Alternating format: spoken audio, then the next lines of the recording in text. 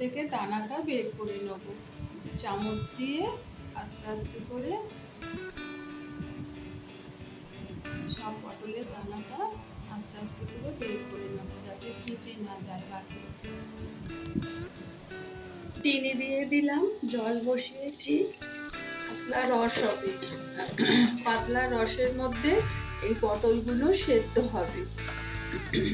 একটু চিনি দিয়ে দিয়েছি, এই চিনিটা গুলে যাচ্ছে। এইবারে পটলগুলো দিয়ে দেবো। পাতলা রসের মধ্যে পটলগুলো সেদ্ধ হবে, তারপরে আবার দেখাবো। আমার পটলগুলো হয়ে গেছে, মিষ্টির রসে একদম কালার চেঞ্জ হয়ে গেছে। এইবারে এগুলোকে ঠান্ডা করতে দেবো। ঠান্ডা করে এর ভিতরে পুর দেবো। পটল মিষ্টি রেডি। ছোট ছোট কচি কচি পটলে পটল মিষ্টি করবেন, খুব ভালো খেতে হবে। বাড়িতে বানাবেন, হ্যাঁ, আর অভিকের সাথে থাকবেন। অভিকের সাথে থাকবেন। এইবারে আমরা গোপাল সোনাকে দেব, গোপাল সোনা খাবে।